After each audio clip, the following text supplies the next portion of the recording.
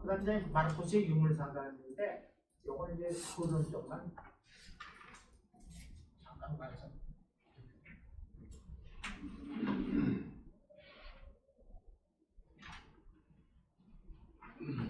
사회주의는 뭔가 이거 좀 확실히 알아야 되는 것입니다.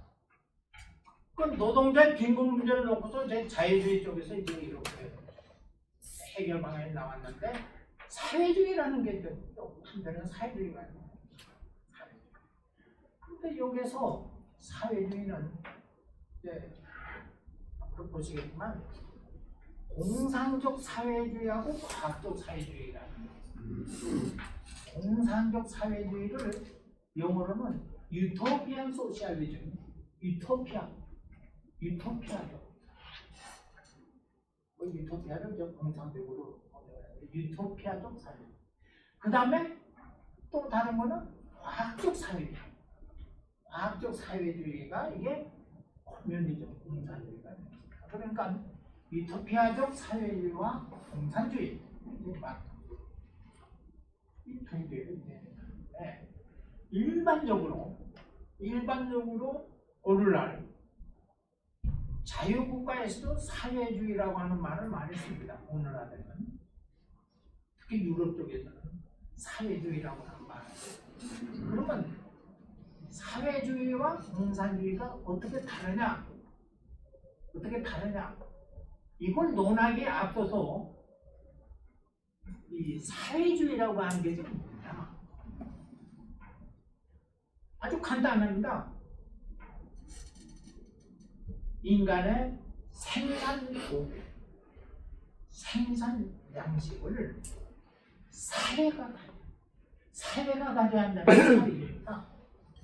여기서 사회는 뭐냐? 국가도 될 수 있고 사회도 될 수가 있습니다. 그러니까 인간의 경제 활동의 그 기본이 되는 생산도구, 또 거기서 이루어진 생산 양식, 이거는 국가, 사회가 가져요.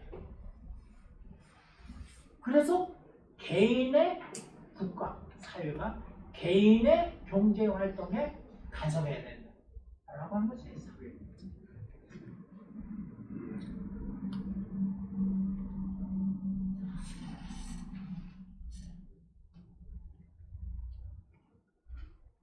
자본주의는 뭐냐? 이건 좀 반대입니다. 이건 국가가 개인의 경제 활동을 개인의 경제적인 그 영위 활동 이런 거를 국가가 완전히 보장하는 거예요. 그래서 베르나르 존바르트가 이야기했듯이 자본주의라고 하는 건 캐피탈리즘이라고 하는 것은 동네에 조그만 무슨 상점이라고 그랬죠? 네? 골목 상점이라고? 동네 조그만 상점. 조그만 구멍가게. 구멍가게도 하도 그냥 자유를 보장하고 대재벌이 그냥 경제 활동을 하는 거 그것도 최대한도로 보장하는 이것이 자본주의입니다. 제가 1964년도에 대학원을 이제 대학을 졸업하고 대학원에 들어갔습니다. 그래가지고 이제 대학원 강좌에서 미국사 강의를 들었는데 저보고 미국의 재벌에 대해서 재벌에 관한 책을 하나 한 권 주시면서 이걸 이제 읽어서 발표하라고. 그래서 이제 그거를 이제 읽고서 발표를 했는데 저는 이제 앙트로프레니얼 히스토리에서 기록사 재벌의 역사, 미국의 재벌의 역사. 그거는 뭐냐면 카네기, 뭐 포드, 록펠러 많잖아요. 그 재벌이 어떻게 생겨가지고 어떻게 발전해가지고 어떻게 되는가 하는 거를 이제 그거 읽어보니까 처음에 미국의 재벌들은 반해적이었다는 거예요. 반해적. 그 석유도 유전해서 생산해가지고 이제 대도시에 이제 공장을 가져오고 이제 이렇게 하는데 처음에 이렇게 하는데 재벌을 가만히 보니까 이 수송비가 운반비가 상당히 많이 들어요. 그러니까 민간의 철도 회사도 가가지고 이렇게 넘겨가. 안 넘기면 그 옆에서 이제 철도를 놓겠어요. 그러면 싸게 넘기죠. 해적질 해가지고 이렇게 재벌이 그래서 독점 과정이 이렇게 발전해. 그것이 이제 딱.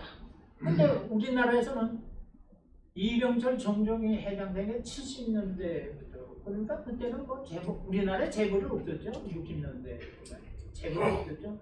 그때 이제 이렇게 제가 자라면서 보니까 현대 무슨 삼성이네 뭐 이렇게 보니까 뭐 문어발식 뭐 이렇게 하는 게 다 이제 그런 독점 과정이 이렇게 하는데 나중에 지금 미국에서는 재벌이 얼마나 포드니 뭘 높였는데 문화재단 만들어가지고 얼마나 좋은 일 많이 합니까? 그러니까 삼성그룹에서 삼성문화재단 만들어가지고 이렇게 하고 그 재벌이 초기에는 반해적질을 했지만은 미국에서 나중에 얼마나 우리나라 이렇게 되면 우리나라 대재벌이 몇 개 있어가지고 이렇게 성장하지 않았습니까? 그러니까 재벌에 대한 시각도 저는 재벌 되기 전에 그 책을 읽었기 때문에 재벌에 대한 그것도 저는 아주 좋게 봅니다. 재벌에 대해서 좀 존경을 하게 돼요. 왜냐? 저도 같이 자라면서 서울대 교수가 되면서 저는 1년, 2, 3년 만에 논문 하나 쓰고 그러는데 이병철 선생은 한 달마다 회사 하나씩 차렸더라고. 제가 존경하지 않을 수가 없어요. 이제 이런 식으로 쫙 했는데 그건 언제 한번 제가 언제 끄트머리 좀 한번 좀 자세한 그 책의 내용도 코판의 안트로프레니어스요. 그것도 좀 말씀드리겠습니다만 하여튼 그런데 이 사회주의는 뭐냐면 국가 사회가 생산수단, 생산 양식을 국가 사회가 가져야 된다. 요거를 평화적으로, 점진적으로, 정치적으로 타협을 하면서 이루어야 된다. 이게 이제 사회주의입니다. 그런데 이제 공산주의, 마르크스의 공산주의 뭡니까? 이거는 피를 봐야 된다. 혁명을 일으켜야 된다. 그래가지고 혁명을 일으켜가지고 부르주아지 계급이 갖고 있는 재산을 몽땅 뺏어가지고 이거를 노동자계급한테 골고루 논하셔야 된다. 이게 이제 공산주의. 그러니까 피를 보자고 하는 거. 급격한 거. 이게 이제 다른 거죠. 오늘은 이걸로 같이 안녕하십니까. 새로 수강하신 환영합니다.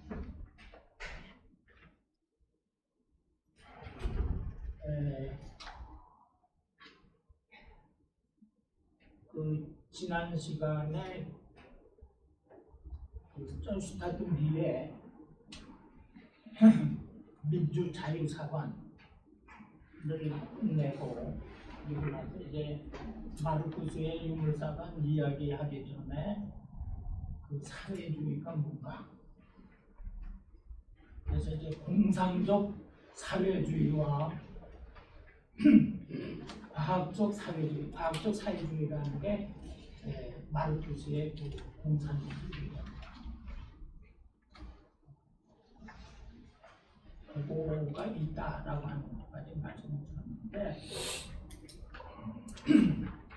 오늘은 그 사회주의를 이제 본격적으로 말씀드리기 전에 그 자유주의하고 그 사회주의 좀 비교를 하겠습니다.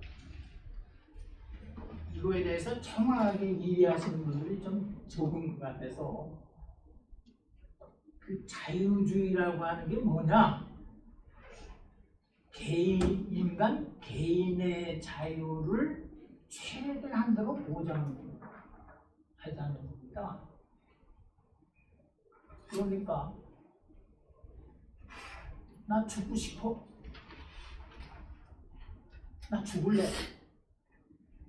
그럼 죽겠네 그러니까 그 사람의 자유니까 자유의지에 따라서 국가가 간섭해가지고 야 너 죽지 말아라 이래서는 안 되는 거죠. 자유주의의 입장에서 보면은 굶어 죽을 자유도 보장해야 됩니다. 서양 고대에서는 나 죽겠다 하고 죽는 사람이 실제로 있었어요. 숨을 안 쉬면 죽죠. 어느 철학자는 나 죽는다. 그리고 숨 안 쉬고 죽었어요. 그리고 그거를 최대한으로 보장해야 됩니다. 그래서 어디까지나 개인이 주체입니다. 개인의 자유를 최대한으로 보장해요.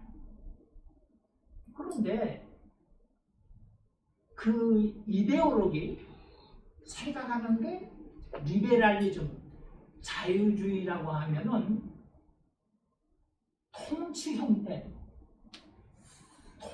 형태는 데모크라시가 되겠습니다. 민주주의가 됩니다. 그리고 그 경제 체제, 경제 시스템 이것이 캐피탈리즘입니다. 자본주의입니다.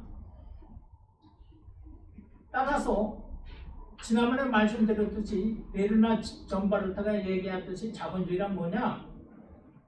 개인의 경제활동, 영업활동을 최대한으로 보장해주고 그러니까 동네 구멍가게에서부터 큰 재벌 이룰 가지고 그 사이에 정책계획이 있습니다만 이걸 국가가 최대한으로 무역한다? 그러면 그냥 자유를 최대한으로 보장해. 그러니까 그게 자유무역이죠. 자유무역으로 나타나고 캐피탈리즘.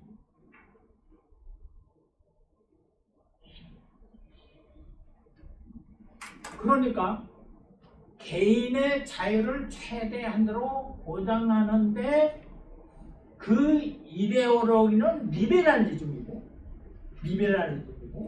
통치 형태는 데모크라시, 민주주의고 그 경제 형태는 캐피탈리즘, 자본주의입니다. 그러니까 성경에서 나오죠. 기독교에서 성부, 성자, 성신은 삼일체다. 그러니까 리베랄리즘, 데모크라시, 캐피탈리즘은 삼자일체죠. 일체입니다. 그런데 오늘날 우리나라에서 이제 정치 일각에서는 민주주의를 위해서 재벌을 규제하자, 재벌을 없애자, 뭐 이런 거. 이거는 무엇이죠? 민주주의를 위해서 재벌을 규제하자, 재벌을 없애자. 그러면 재벌은 캐피탈리즘의 꽃이 아닙니까? 나는 재벌이야말로 자본주의 꽃이라고 보는데, 왜냐하면 재벌은 그 개인의 역량을, 경제적 역량을 100% 활용해가지고 재벌을 만들었습니다. 그러니까 이게 엎여 있는 거죠.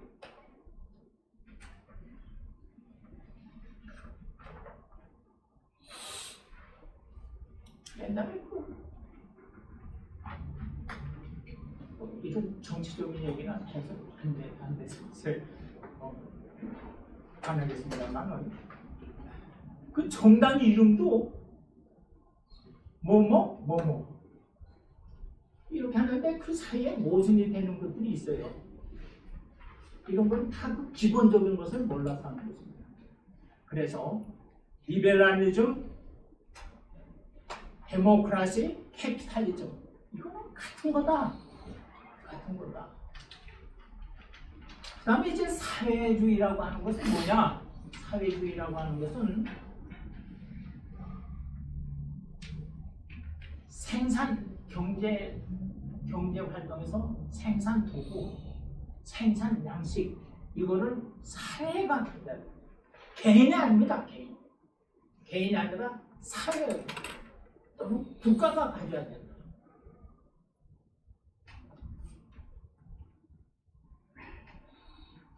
그런데 그러니까 사회주의라고 하는 거는 그 속에는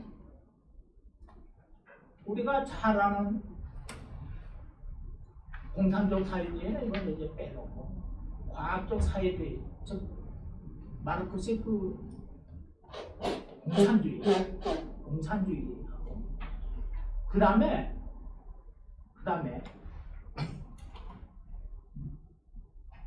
2차 세계대전이 시작되기 전에 이탈리아의 무솔리니의 파시즘, 독일의 히틀러의 나치즘, 일본의 군국주의, 천황의 군국주의 이런 것인데, 그러니까 커뮤니즘, 파시즘, 나치즘 이게 뭐 형제랑 마찬가지고, 또 일본의 군국주의, 이게 전체주의가 되겠습니다. 그러니까 자유주의 쪽에 이쪽에는 데모크라시 이거는 개인주의, 개인을 위주로 하는 것이고, 이 파시즘, 나치즘, 이 군국주의 이거는 국가라고 하는 전체주의가 되겠습니다. 그리고 개인, 전체. 그러니까 전체주의수는 개인은 전체에 무조건 걱정하라 이런 거 아닙니까? 그런데 그 파시즘, 나치즘, 나치즘이 뭔지 아세요? 독일 말로는 나셔널 소시알리즘인데 영어로는 내셔널 소시알리즘입니다. 국가 사회주의라는 거예요.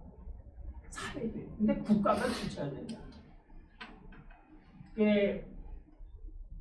제가 이제 그 독일에 갔을 때 베를린에서 좀 살았는데 베를린 주민들이 아직도 히틀러를 아주 용서하고 히틀러를 통경하고 그 유태인이즘 이스라엘 사람들이 좀 있는데 아주 그 유태인을 좀 혐오하는 그런 걸 느꼈어요.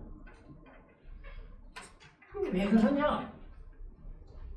히틀러가 이제 집권하고 나서 이렇게 보니까 독일의 경제권, 독일의 금융권을 꽉 잡고 있는 게 유태인이에요. 베를린의 은행, 이선, 이런 거. 요즘은 제가 한 20년 전에 이제 그 독일에 갔을 때 독일 사람들은 아우스랜드 파인들라고 해서 외국인 그 증오감이 있습니다. 증오감인데 특히 그 튀르카이, 터키인들이 그 이스라엘 아주 그 이슬람적 아닙니까? 그 2차 세계 대전이 끝난 다음에 독일에 이제 광부라든가 간호사들이 모자라서 우리나라에서 광부 간호사들 많이 이제 데블롭하지 않았습니까? 왜냐면 남자들이 많이 죽고 그래서 일손이 딸려가지고 특히 이제 그 석탄 캐는데 노동자들 투입해야 하는데 독일 남자들 별로 없어요.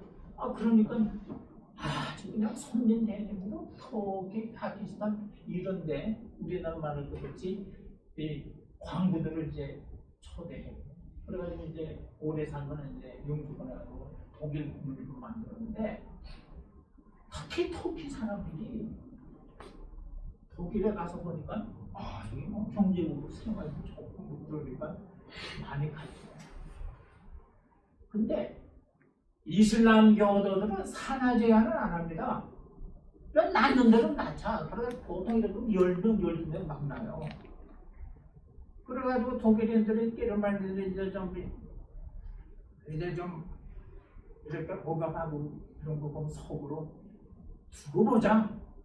여기 그저기 끼를 말리는 대로 애들 별로 안 낳고 그런데 우리 터키 사람들, 원래 터키 출신들인 독일 사람들은 막 낳는다. 그럼 나중에 인구가 그냥 터키계가 그냥 확 늘어나가지고 게르만리드 뭐 그냥 확 눌러가지고 우리가 독일을 잡는 독일을 이제 집권하게 통치하게 된다. 이런 생각을 가지고 막 그냥 나는데 뭐 친구들 뭐 막 불러가지고 독일에 있는 그러니까 독일 사람들이 가만히 보니까 큰일 났거든요.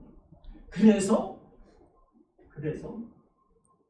독일 정부에서는 터키 출신이라면 하여튼 뭐 와가지고 정확하게 그 만기가 체류일이 만기되면 정확하게 내렸습니다.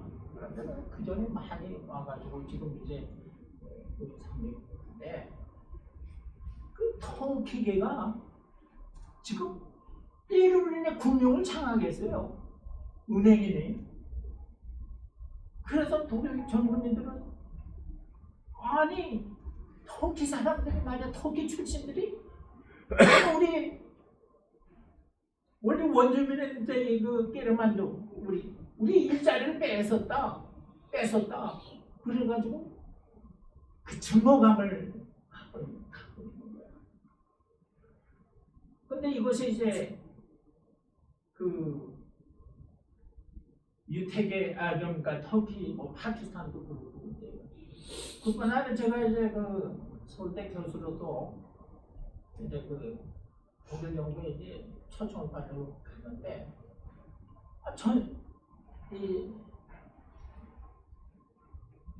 뭡니까 그 지하철을 탔는데 젊은 녀석이 술좀 취했는데 나보고 막 뭐라고 그래요. 그래서 난 그래도 독일 연구에서 초청받아가지고 왔는데 그 친구는 이제 내가 외국인이니까 이제 자기 일자를 나 같은 날을 뺀다 그래가지고 이제 적대감을 나타내고 그러니까 이제 웬 젊은이가 나한테 와가지고 저 사람 좀 이상해서 그러니까 자제한다고 그러는지 이제 그런 건데 그래서 20년 전에 이렇게 보니까 오늘날 터키계 독일인들을 유태인 학살처럼 싹 그냥 볼 수 있는 뭐 그런 게 있을지도 모른다. 그런 생각이 있는데 어쨌든 그 베를린의 그 원주민들 가운데 히틀러가 이렇게 보니까 유태인들이 다 잡고 있으니까 그냥 600만 뭐 유태인 학살을 싹 그냥 가지고 가스실에 뭘 가지고 수백만 명을 이제 죽이지 않았습니까? 그거는 독일의 그 경제권, 금융권을 유태인들이 장악하고 있어요. 안 되겠다 해가지고 이 처참한 방법을. 그러니까 국가가 주도해가지고 사회주의 이제 유태인 대통령 다 독일 재산을 만들고 사회주의를 실현하자. 이게 나치즘이에요, 그게.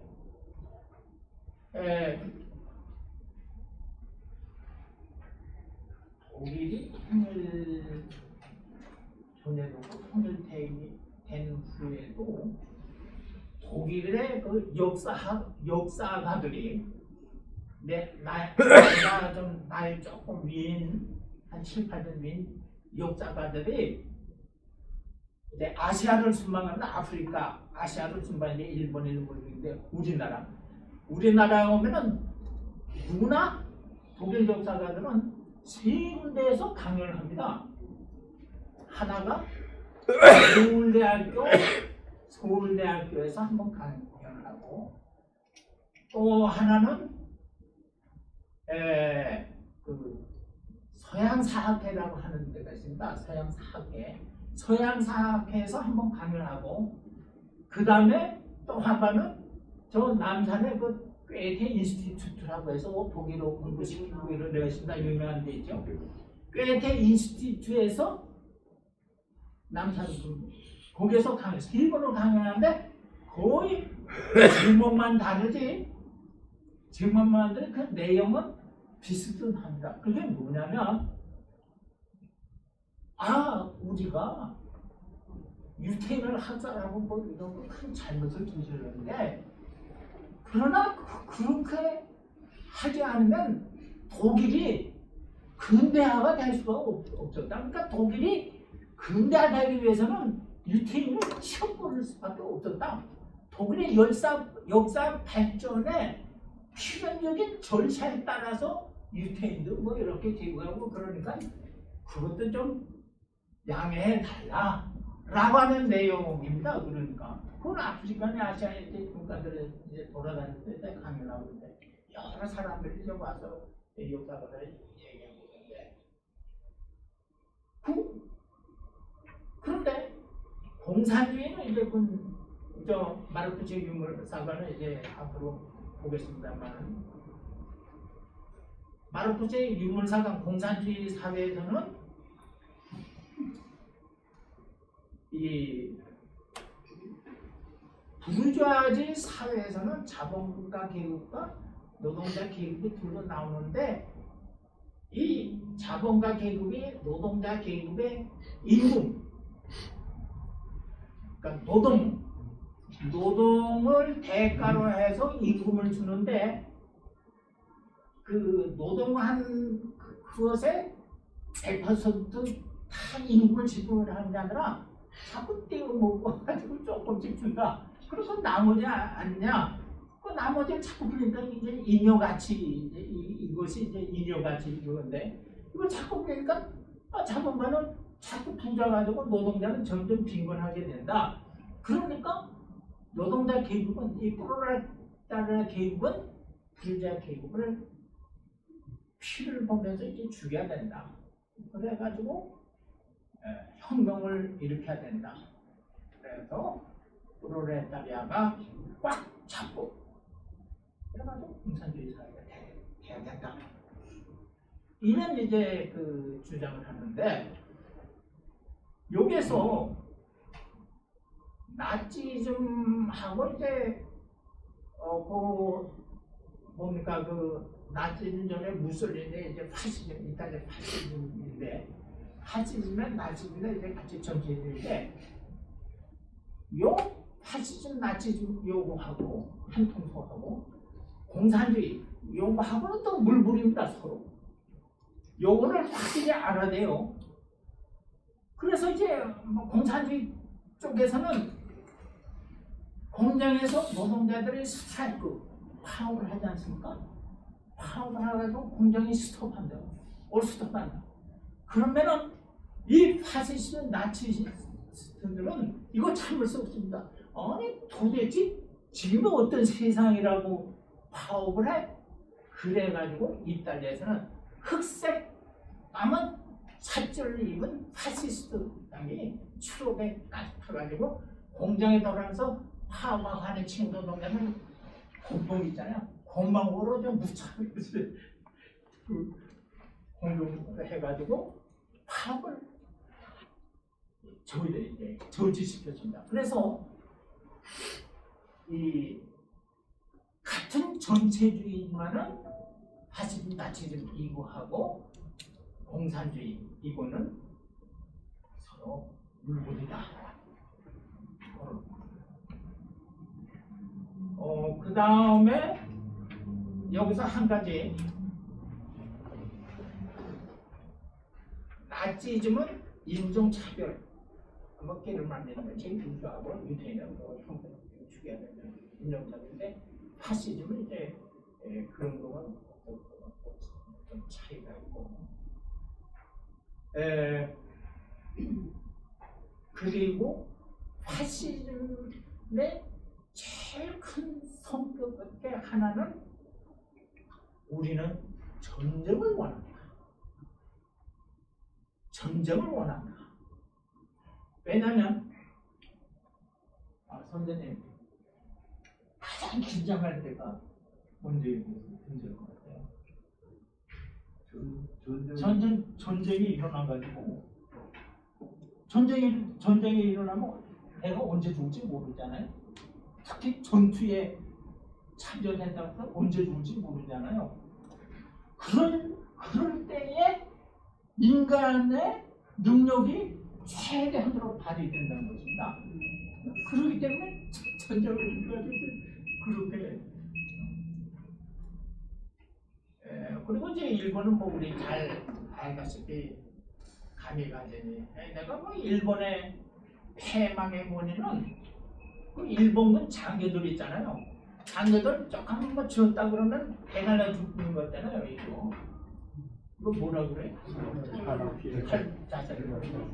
그런데 이것도 탁 찔렀는데 아주 숨이 안 끊어지잖아요. 막 고통스럽잖아요. 그럼 뒤에서 그냥 내리쳐가지고 이제 죽이지 않습니까? 그런데 이제 이 전체주의 국가는 우리가 잘 알듯이 2차 세계대전은 어떻게 되죠? 독일하고 이탈리아하고 일본의 한패였죠. 그렇죠? 이런 거 하는데 하여튼 그 파시즘, 나치즘 이런 커뮤니즘 이거는 전체주의 개인의 자유를 중요시하는 이 민주주의의 최대 적들입니다. 자유주의가 아니고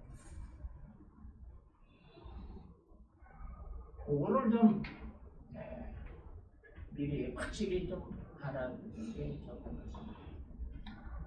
누차 강조하는 것이지만은 자유민주주의를 수호하기 위해서 재벌을 어떻게 해야 되겠다, 재벌을 손대야 되겠다 이런 말은 그거는 그 자체 내에 모순이 있다라는 것 때문에 이제 확실히 알아두는 게 좋습니다.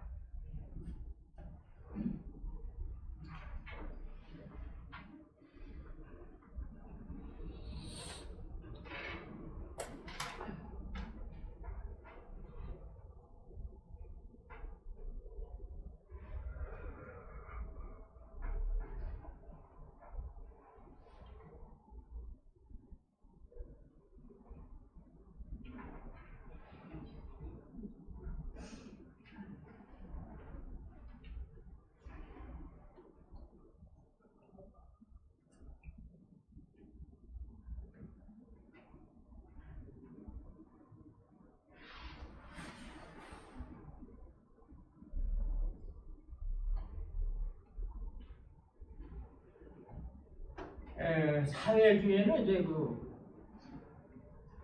유토피안 소시알리즘, 공상적 사회주의, 유토피아. 그러니까 실현 가능성이 있고 공상의 진전입니다. 공상적 사회주의와 그다음에 과학적 사회주의. 이제 이것이 칼 마르크스의 이제 공산주의인데. 칼 마르크스는 내가 부르짖는 이 사회주의야말로 진짜 과학적이다.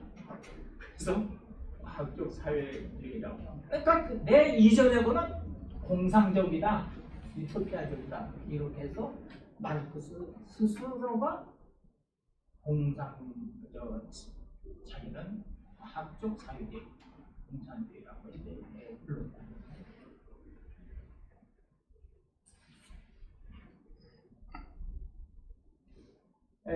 공상적 사회주의에는 이제 한 서너 사람이 있습니다. 생시몽 피에르, 그 다음에 루이 블랑, 로버트 오렌. 그 메일을 저한테 써서 주시면은 제가 이 그 강의 자료를 메일로 보낼 테니까.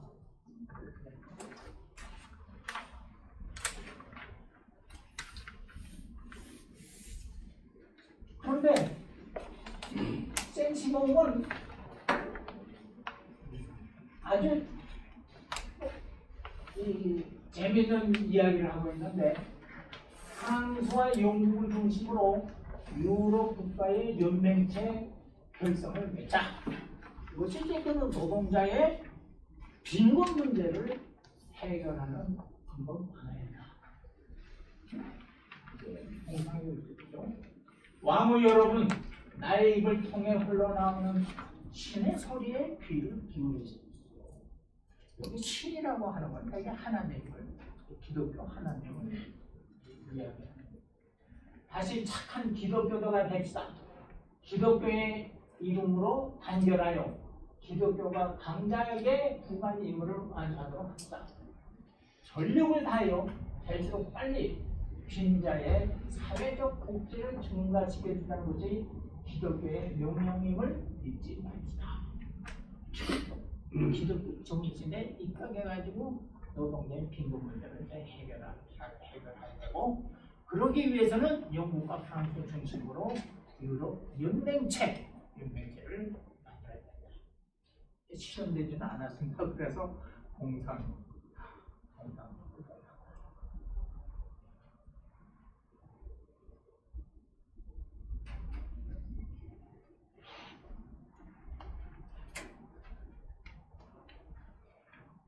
그 다음에 이제 프리에는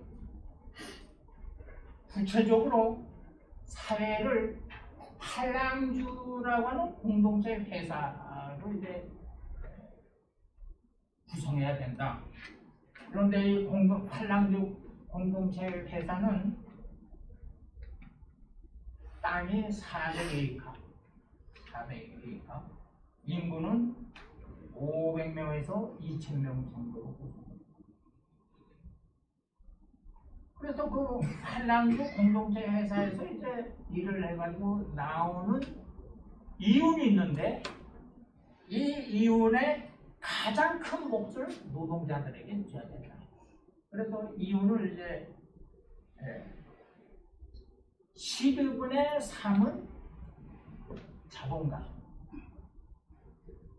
12분의 4는 관리자, 12분의 5는 노동자. 노동자가 제일 많죠.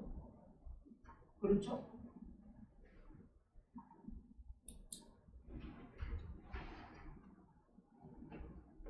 사회를 이렇게 팔랑주를 만들어가지고 400의 그 땅에 500명에서 2000명 살게 하고 일을 해가지고 이유는 제일 많은 곳 노동자.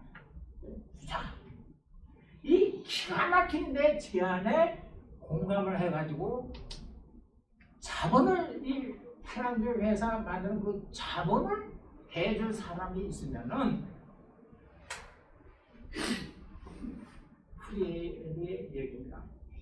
내가 사무실에서 매일 정오 12시에 기다릴 테니까 좀 와서 만나서 살펴봅시다. 그러고 나서 매일 12시마다 이제 기다렸는데 16년간 한 사람도 나타나지 않았다고. 그러니까 그냥 공상에 그친 겁니다.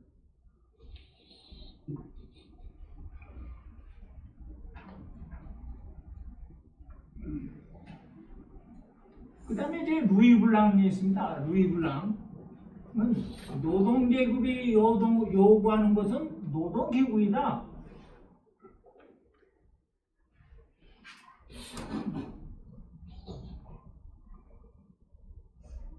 노동기구를 마련하는 것이 정부가 할 일이다. 국가라는 개념을 정의한다면 국가는 빈민에게 자금을 대주는 기관. 국가라는 게 필요한데 국가 뭐야? 그냥 노동자한테 빈곤 문제를 해결해서 자금 대주는 게 국가다.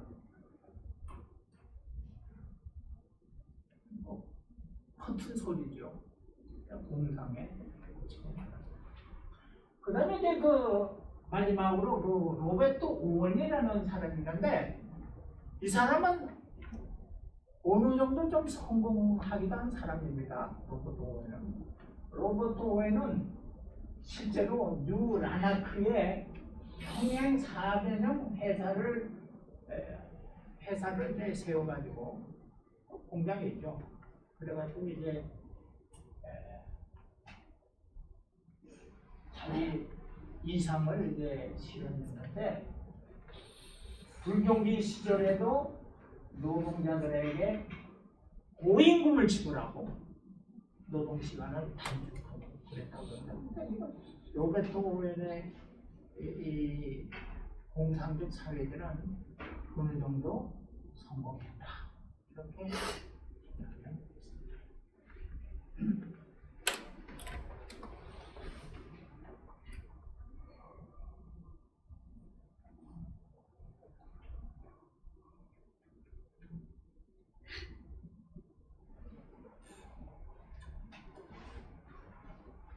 그 다음에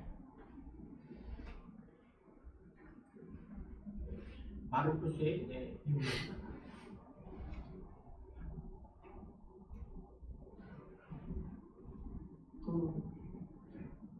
우리 김강병 선생님 마르쿠스의 유물사관하고 뭐가 떠오릅니까?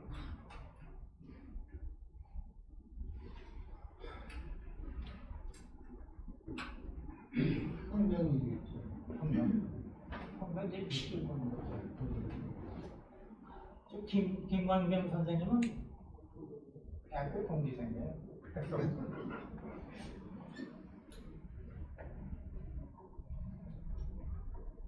제가 이제 그 1965년부터 1969년까지 4년 4개월 해서는 5년 동안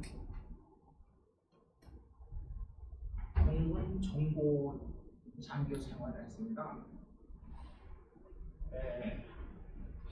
지금 그 영등포구 오류동에 그 공군 첩보대와 정보대가 합쳐가지고 2, 3여 전대라고 하는데 거기에 그 낙하산 훈련을 하고 그런 데인데 거기 정보학교에서 제가 4년간 공산주의 비판이라는 그 강좌를 이제 공군 정보 참교육이라는데 이제 그 강의하고 있는데 20시간을 했습니다. 그러니까 그 20시간을 이제 공산주의 비판해가지고 하려니까 또 준비도 많이 하고 그랬는데 그래서 그때 마르크스의 유물사상, 마르크스 레닌주의, 오택동 사상, 김일성 주체 사상 이런 거 해가지고 그러나 이제 마르크스 유물사상을 주로 이제 강의를 하고 그래서 마르크스 유물사관에 관한 제가 할 말이 많습니다. 사실 내용은 짧게.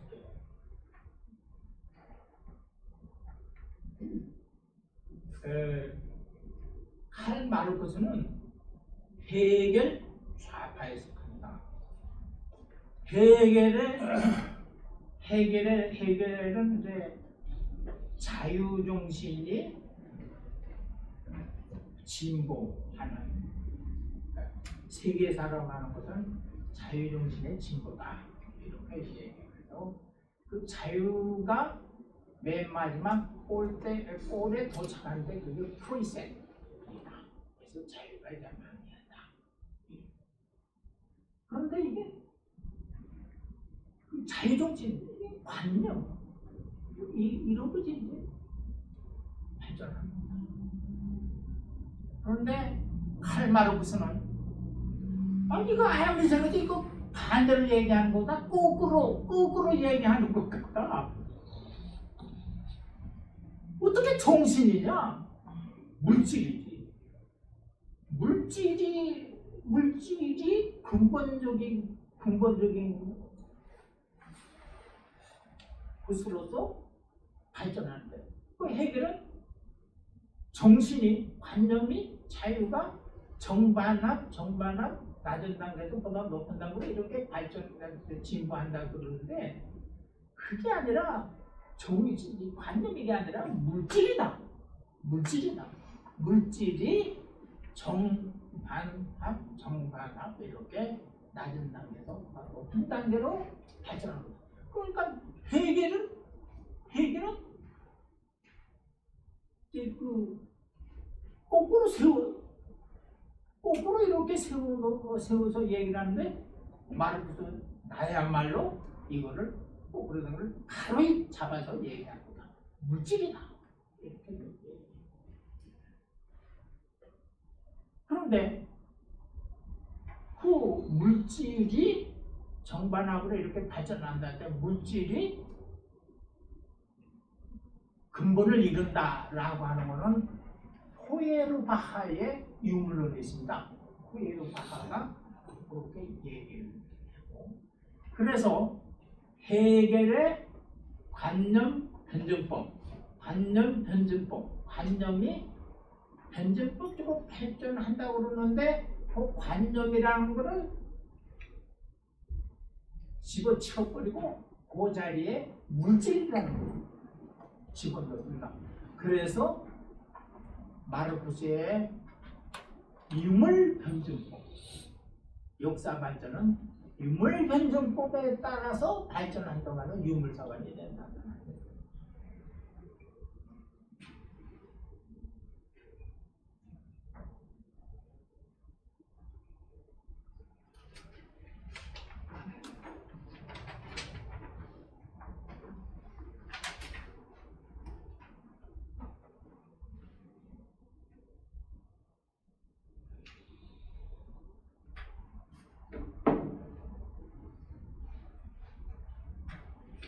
그 독일이 통일되기 전에 원래 베를린 대학은 훔볼트 대학입니다.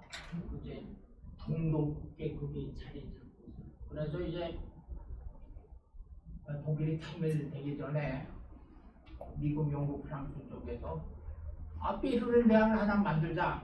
그래가지고 베를린 대학을 하나 창설해가지고 이제 자유 베를린 대학. 그래서 상당히 발전하고 있는데 독일이 통일되고 나서 훔볼트 대학에 이제 가봤더니 베를린 대학은 유명하죠. 뭐 노벨상 탄 사람들 그 뭔가 흉상에 그 훔볼트 딱 들어가기 전에 정원에 그냥 쫙 흉상들이 있고 그러는데 거기에 1층에서 층계로 해가지고 1층에서 층계로 2층에 올라갈 때 거기에 글이 하나 적혀 있습니다. 칼 마르크스의 글인데 지금까지 철학이라는 게 뭐냐? 다 그냥 말로 하는 거다. 그냥 말로서 끝난 거다. 그런데 내가 아는 철학이라고 하는 거는 실제로 세상을 변화시키는 거다. 세상을 변혁시키는 것이다. 그러니까 프롤레타리아 계급이 부르주아 계급을 타파하고 어쩌고 프롤레타리아가 독재를 해가지고 공산주의 사회를 실현하는 실제로 이렇게 세상을 바꾸게 하는 거다. 그런 글이 이제 적혀 있습니다.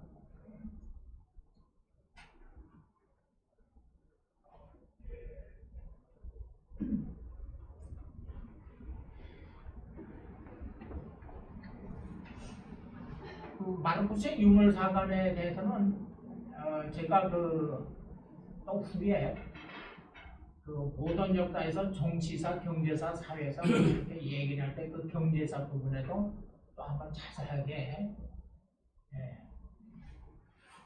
원래 마르쿠스의 유물사관의 기본은 마르쿠스의 1869년에 나온 마르쿠스의 경제학 비판 서문의 그 내용이 나와 있습니다. 근데 여기서는 이제 그 얘기를 하지 않고 그때 가서 다시 좀 이야기를 자세히 말씀드리겠습니다.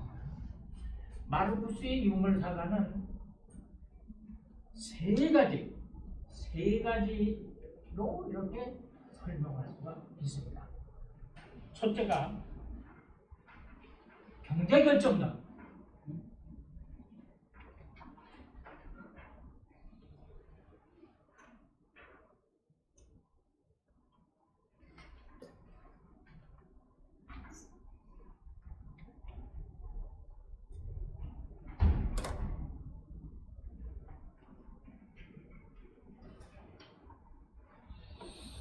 마르쿠스의 유물사관의 기본 원리는 경제결정론.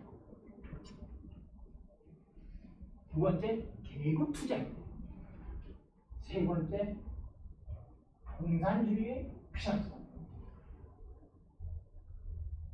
근데 그러면 첫 번째, 경제결정론에 대해서 알아보도록 하겠습니다. 경제결정론은 뭐냐? 해겔은 역사 발전의 원동력은 관념이다, 정신이다, 자유다 이렇게 하는데 무슨 소리 유물론에 입각해가지고 마르쿠스는 역사 발전의 원동력은 물질적 생산력이다, 물질이다, 물질적 생산. 그 물질적 생산력이 발전하게 되면은 그것의 생산 양식, 생산도구, 생산 양식을 나눠야 된다.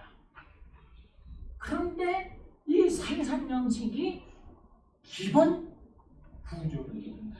생산 양식이 근본 토대를 이루다 보니 이것이 하부 구조다. 하부 구조를 이룬다. 그러면 이 물질적인 생산 양식의 이가 하부 구조인데 하부 구조에 상응하는 상부 구조가 만들어지는데 이 상부 구조는 구체적으로 법, 정치, 종교, 예술 이런 상부.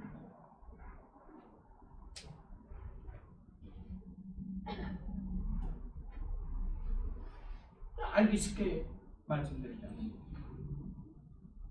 고대 마르쿠스의 유물사관에 같은 고대 노예제 사회, 중세 공군자 사회, 근대 부르주아 사회, 그 다음에 프롤레타리아 혁명을 펴가지고 독재를 한 다음에 공산주의 사회가 된다. 그런데 알기 쉽게 고대 노예제 사회라고 하는 게 뭐냐? 고대는 물질적 생산이 노예제다. 노예. 요게 기본을 이루어요. 그래서 하부 구조를 이룹니다. 그런데 이 노예제 하부 구조에 상응하는 상부 구조가 만들어진다. 국가도 그렇고, 뭐 경제도 그렇고, 법도 그렇고. 뭐냐면 서양 고대에서는 노예를 사람으로 취급하지 않았습니다. 지금 생각하면 이상하죠? 인권이 없었어요. 돈으로 생각했습니다. 재산으로 생각했습니다. 노예. 사람이 아니에요. 주인은 노예 죽여도 돼요. 왜냐? 노예제라고 하는 그 생산 양식을 유지하기 위해서 국가가 그렇게 만들었죠. 노예는 죽여도 된다는 법을 만들었어요. 그래서 그런 정치라고 종교도 그렇고 뭐 예술도 그렇고 다 그런 거예요.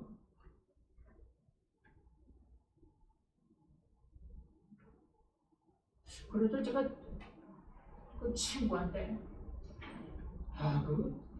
내가 서양 고대 시대고 서양에서 태어났다면 참 좋았을 건데 왜? 아니 그 노예를 그냥 보내고 얼마나 좋겠냐니까 그 친구가 뻘고 웃으면서 그때 네가 태어났다면 노예로 태어났어. 지금은 참 많이 오래됐습니다. 노예는 그냥 그 아무리 그냥 그 공주라고 하더라도 노예가 되면 그냥 아이전의 공주도 전쟁에 지면은 전쟁 프로가 되면 노예가 되지 않았습니까?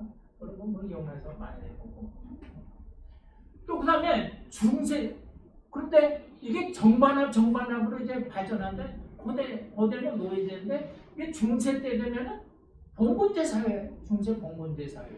중세 봉건제는 농노제입니다. 농노 일하는 농민들이 농노에 농노는 반은 자유인이고 반은 노예입니다. 반은 자유인이고 반은 노예예요. 자유적인 분들은 노예예요. 그래서 만약에 뭐 이 농노가 도망쳐가지고 어느 자유 도시에 가가지고 1년하고 하루가 있으면은 거꾸로 자유를 보장했는데 1년 하루가 안 돼가지고 잡히면은 다시 이제 끌려가지고 이제 그럼 다 농노. 우리나라에서 옛날에 노비 있었지 않습니까? 그 다음에 서울 차대라고 해서 서자 출신. 홍길동도 그렇잖아요. 아비가 있을 때 아비를 부리지 못한다. 이런 게 다 그 경제 하부구조에 입각해가지고 그런 정치, 경제, 사회, 종교, 예술 뭐 이런 교육도 마찬가지로 다 이렇게. 그래서 여기에서 하부구조가 상부구조를 결정한다. 하부구조가 상부구조를 결정한다. 그래서 경제적 결정입니다. 예.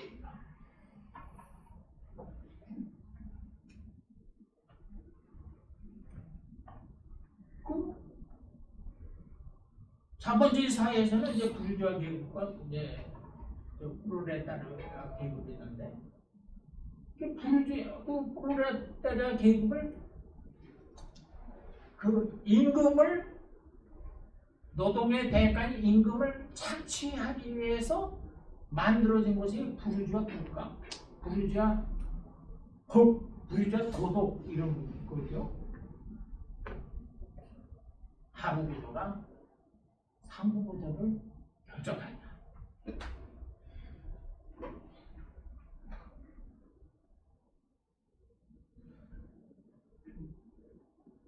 그러니까 부르주아 국가에서 군대, 경찰, 뭐 이런 법 이런 게 다 노동자 계급을 착취하기 위해서 다 그렇게 만들어진 거다.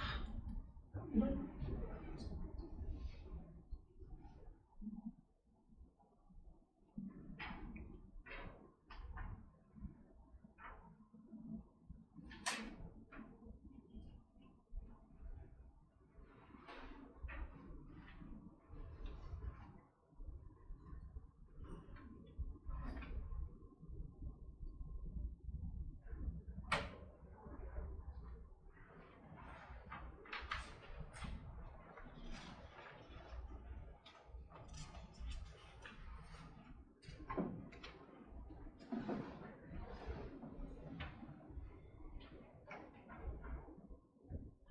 그런데 여기에서 알기 쉽게 말씀드리자면 역사 발전의 원동력은 물질적 생산력이다.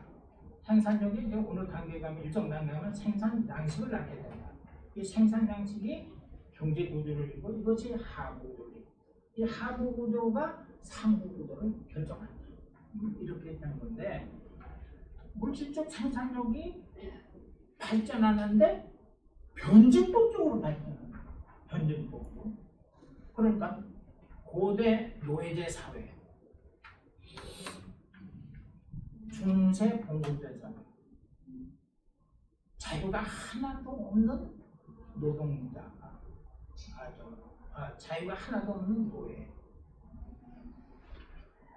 반, 절반은 자유가 있고 절반만 노예인. 그리고 군대는 이제 자영농이라 가지고 또 농노제가 해방되고 러시아에서는 농노제가 해방되고 그다음에 미국에서 뭐 유명한 게 이제 노예 해방 이거지. 정말 이렇게 하는데 물질적 생산력이 발전하면 생산력이 발전하면은 기존 생산 양식, 그러니까 기존 생산 양식 이미 존재하는 생산 양식이 새로이 치고 나오는 새로운 생산 양식 발전하는데 새로운 게 나타나려고 그러면 기존의 거는 이걸 억누르죠. 안 돼. 무슨 소리 발전해야겠어. 그럼 기존 생산 양식과 새로이 등장하는 새로운 생산 양식과의 대립 내지 충돌이 일어나게 되는데 그럼 물질적 생산 양식끼리 이렇게 붙느냐? 그게 아닙니다. 기존 생산 양식을 장악하고 있는 기존 지배계급과 새로운 생산 양식을 등에 업다 나오는 새로운 새로운 계급. 이것이 맞닥뜨리는 거죠. 그러니까 근대 부르주아지 사회는 자본가가 원래 있는 자본가인데 노동자 계급이 사회에 이렇게 해가지고 그러니까 부르주아 눌러요. 무슨 소리예요? 이렇게 해가지고 그래서 계급과 지배 계급과 피지배 계급 간의 투쟁. 이게 계급 투쟁. 계급 투쟁.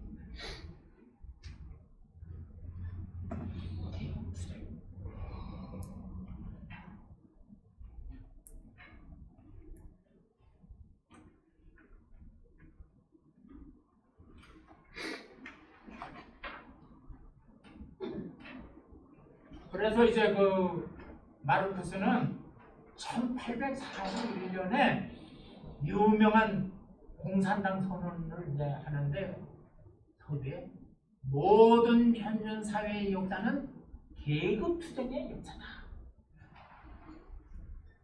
만국의 프롤레타리아여 투쟁 단결하여 투쟁하라. 이제 만국의 프롤레타리아이고는 이제 만약에 예를 들자면 미국의 프롤레타리아, 일본의 프롤레타리아, 코리아의 프롤레타리아, 중국의 프롤레타리아 이게 일치 단결해가지고 부르주아를 이제 사회를 깨부숴야 된다. 깨부숴라. 1841년에 이제 공산당 선언이 나왔는데 이게 이제 그 영국에서 지난번에 얘기한 존 스타트 밀은 1841년에 경제 원론책을 그다음에 이제 경제는 폴리티컬 에코노미에서 정치 경제학이라고 해요. 정치 경제 원론을 써가지고 아담 스미스의 그 경제 교과서를 밀어내고 한 50년간 이제 그 존 스타트 밀의 경제 원론이 영국의 그 경제 교과서가 이제 그것도 1841년에 나왔습니다.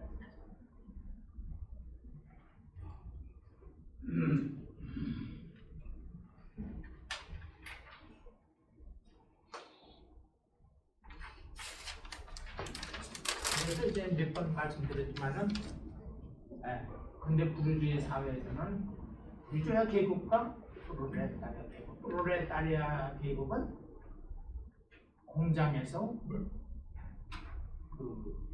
노동을 제공할 수밖에 없다. 그 노동을 제공하고 그 대가로 임금을 받는데 그 이제 부르주아가 그 임금을 자꾸 줄인다. 이제 말이야 100% 주지 않고 자꾸 이제 잘라서 먹는다. 그래서 이 부르주아는 계속 부자가 되고 노동자는 계속 가난하게. 그러니까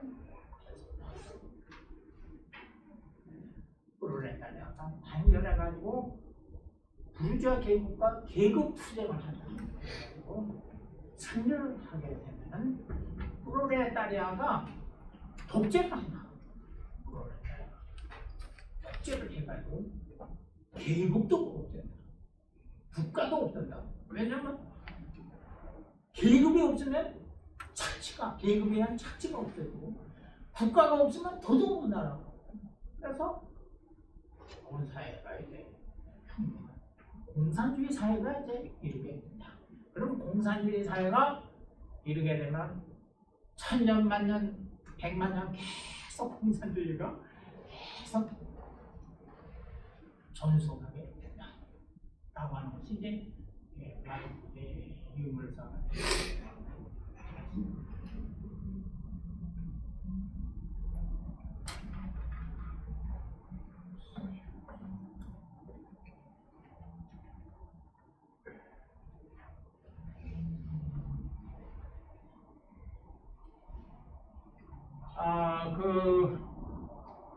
마르크스의 그 유물사관 역사 발전은 자본주의 사회가 고도로 내재적인 이유로 해서 고도로 발전한 사회에서는 이게 일어나는 겁니다. 그러니까 영국과 프랑스 같은 자본주의 사회가 발전한 데서 이런 프로레타리아 혁명이 일어나 승리하게 된다는 거죠.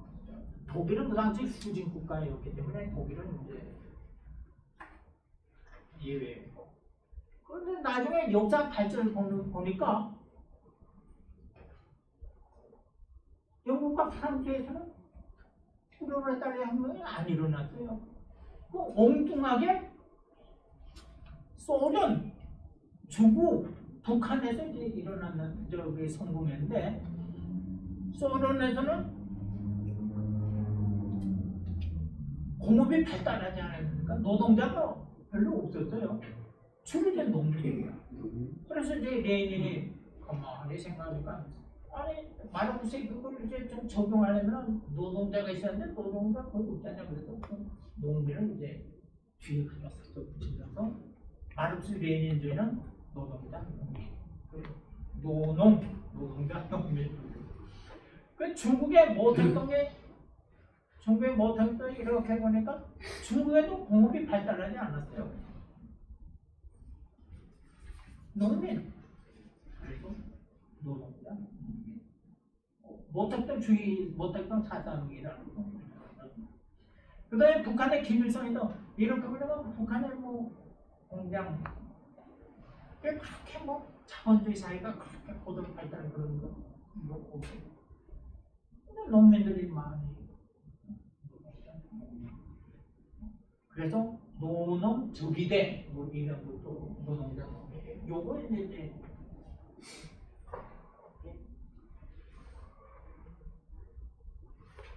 그러니까 마르크스 그거에 이제 그 변종이라고 할 수가 있겠습니다.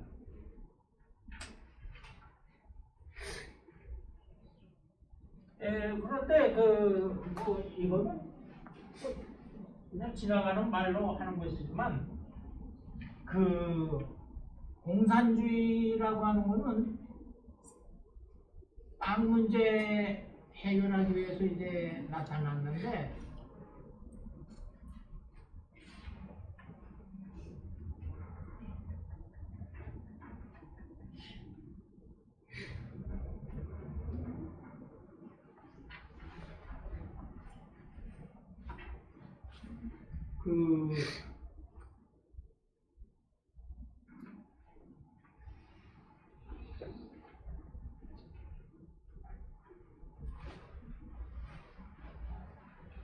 땅 문제를 해결하지 못했기 때문에 이제 소련도 망해버리고, 동독도 이제 서독에 통일이 되고, 그때 뭐 중국하고 베트남도 사회주의 국에서 이제 자본주의를 받아들여가지고 좀 달라지고, 북한도 좀 뭐 조금 이제 북한도 자본주의 그런 거로 어느 정도 앞으로 받아들여야 되죠.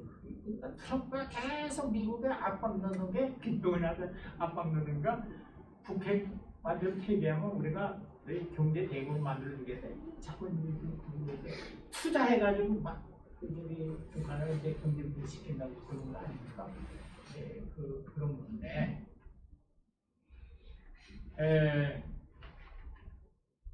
요거는 한마디 요거는 알아둬야 될 것이 뭐냐면, 마르크스가 이런 프롤레타리아 혁명 요거를 어떤 때에서 이제 그 영감을 받았느냐? 프로메테우스 신화라고 있습니다. 프로메테우스. 그 신화를 간단히 말씀드리자면 프로메테우스가 천상의 불을 훔쳐가지고 인간에게 줍니다. 일단 대노해가지고 코카소스 산이죠. 산에 큰 바위가 있는데 거기에 나체로 그 바위를 묶습니다. 바위에 그 프로메테를 묶습니다. 나체로. 그래가지고 매일 독수리가 프로메테우스의 이 배에 쪼아가지고 창자를 빼먹습니다. 그럼 그 다음날 또 창자가 또 생겨요. 그럼 또 그 다음날 프로메테우스가 저기 뭡니까 이 독수리가 또 계속 쪼아가지고 창자를 다 먹고 매일 그럽니다. 그러니 프로메테우스가 얼마나 고통스럽겠습니까?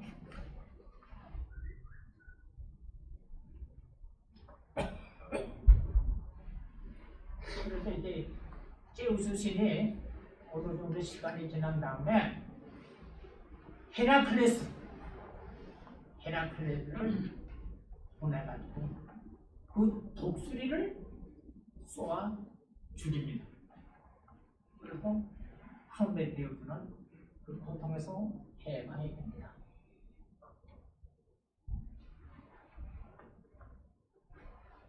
그 영어로는 프로메테우스 언바운드, 바운드라는 게 묶는 거죠. 언바운드 묶는 것을 푸는 거. 그 신화예요. 그러니까 프로메테우스 매일 칼을 독수리한테 쪼아먹는다, 쪼아먹힌다.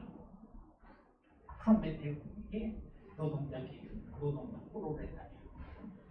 독수리 매일 간을 쪼아먹는다. 불교한테 자본한테. 그러면 헤라클레스는 누굽니까?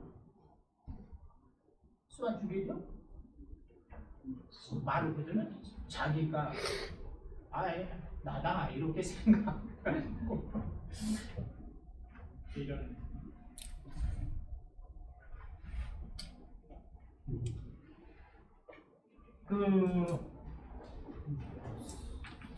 그리고 이제 마지막으로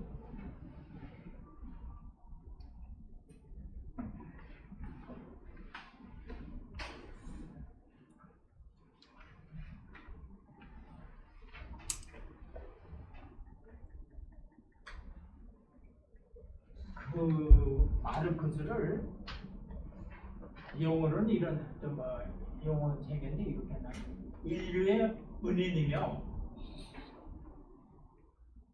붉은 프로시아입니다. 뭐 이런 레드 프로시아, 빨간 프로시아. 이제 마르크스를 그렇게 이제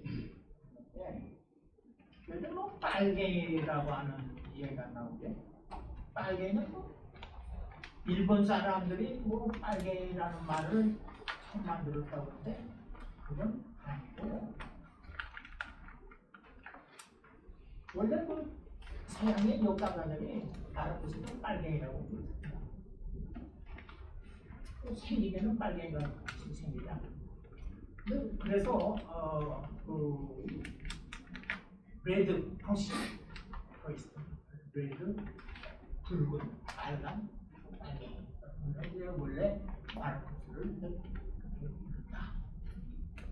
근데 여기서 이제 한 가지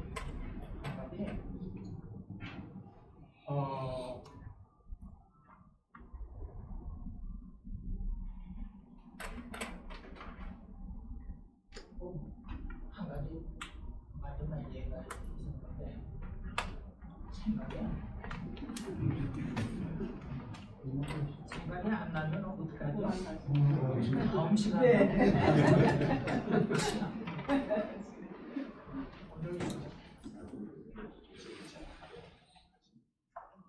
안녕하십니까. 그 역사관은 이제 그 직선사관에서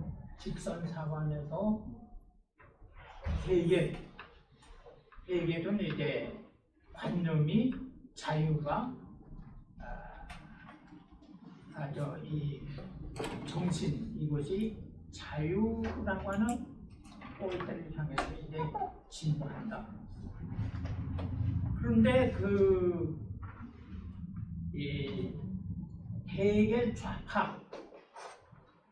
좌파인 칼 마르크스는 그 정신 관념 이게 아니다, 물질이다. 그래서 이제 그것이 변증법적으로 발전한다. 이게 유물 변증법. 해결은 이제 관념 변증법이고,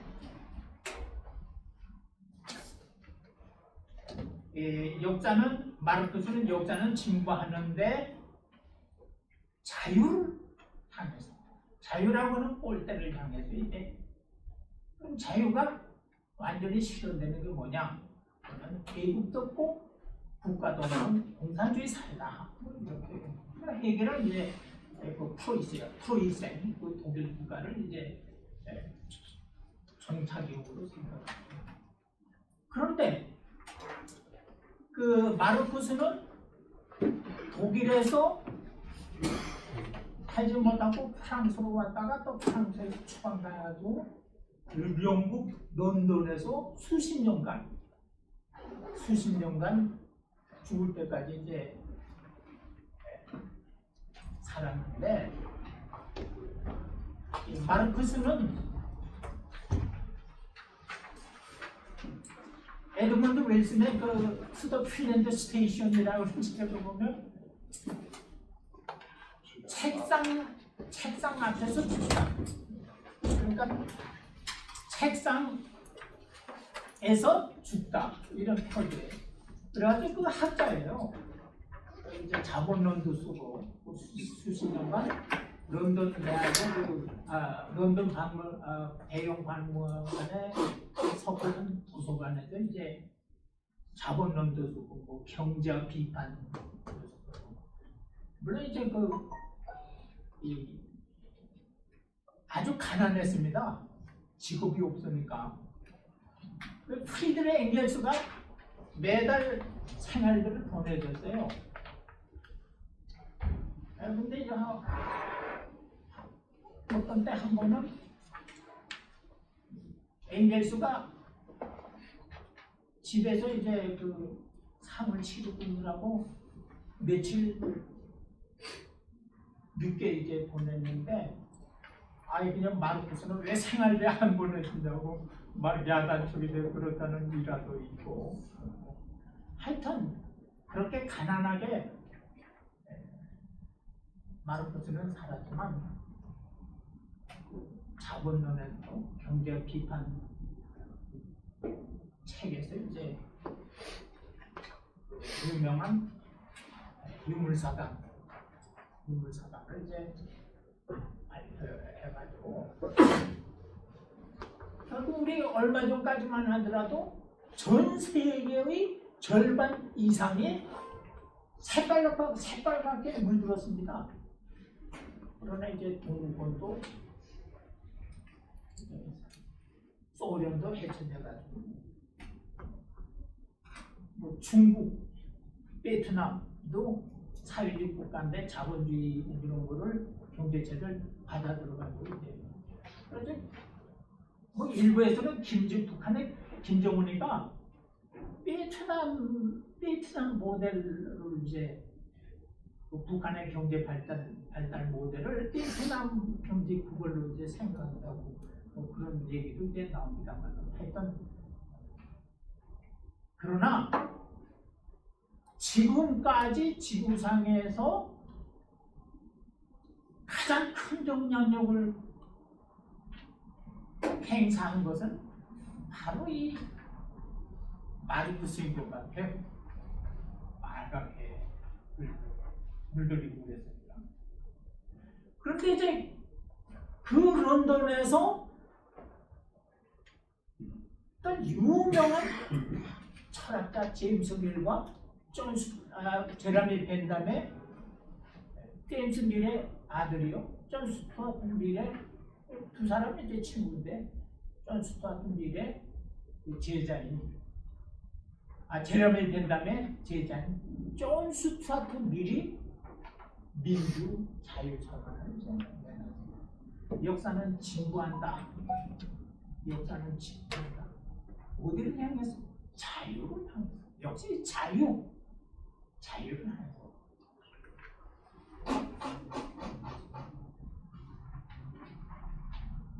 남성 사회에서 인구의 절반이 넘는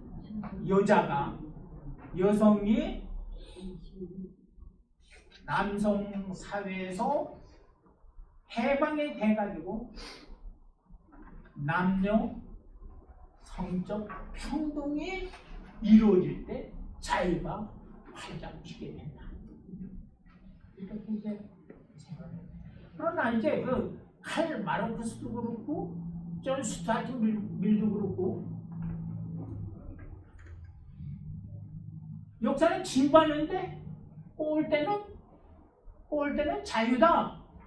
그런데 마르크스는 피를 보는 혁명, 프롤레타리아가 부르주아지 때려 부수는데 피를 봐야 된다. 그래가지고 공산주의 사회를 혁명, 피. 그런데 존 스튜어트 밀은 자유. 역시 올 때는 자유인데 이거는 평화적으로, 점진적으로 개혁을 통해서 이제 해야 된다. 이 차이가.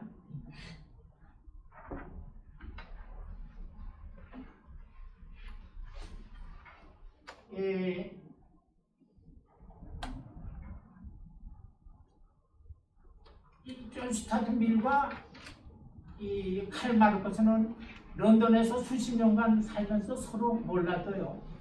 서로 모르고 1841년에 존 스튜어트 밀은 경제원론을 썼고 칼 마르크스는 공산당 선언 이런 것을 썼는데 서로 때도 몰랐어요. 그런데 이제 그 존 스튜어트 밀이 1873년에 죽는데 죽기 2달 전인가 존 스튜어트 밀이 주선한 어디에서 집에서 칼 마르크스와 존 스튜어트 밀이 점심을 같이 했다고 누가 이제 그 기록 하나 찾아냈다고 그래요. 그래서 그냥 서로 자기 입장만 확인하고 그랬다고 그러는데 어쨌든 그 이후에 오늘날까지 두 사람의 입장차가 계속 오늘날 지금 여기 이 시간까지 그냥 계속 내려가지고 가장 그 전형적인 것이 제일 예리하고 전형적인 그런 그 충돌 것이 이제 결국 남한과 북한, 대한민국은 이제 저쪽 북쪽도 아닙니까? 계속 지금 이렇게 큰 영향을 미치고 있다. 이렇게 생각합니다. 그런데 여기 마르크스의 유물사관도 그렇고 존 스튜어트 밀의 민주자유사관도 그렇고 어디에서 그런 생각이 나오게 됐냐? 이거는 18세기 영국의 산업혁명의 결과 이 공장주의 부주아지와 노동자의 프롤레타리아 이 두 계급이 생겨가지고 자본가는 부익부, 노동자는 빈익부. 한국 노동자들이 그 생활이 처참했습니다. 저임금, 임금이 낮은 데다가 노동 시간이 길고, 그다음에 남성 노동자뿐만 아니라 부녀자들도, 심지어 아이들까지도 노동 현장에 투입돼가지고 그래서 아주 비참하게 생활했는데, 이거를 어떻게, 이 문제를 어떻게 해결해야 되냐, 노동자 빈곤 문제를 어떻게 해결해야 되느냐 할 말로서는 피를 보는 혁명을 통해서 공산주의 사회를 이룩하자. 존 스타트 밀은 노동자에게 노동조합도 결성하고 스트라이크도 일으키게 하고 보통 성과권도 주고 교육도 시키고, 그래서 점진적으로 개혁을 통해 가지고 이제 이룩하자, 이런 이제 입장 차이.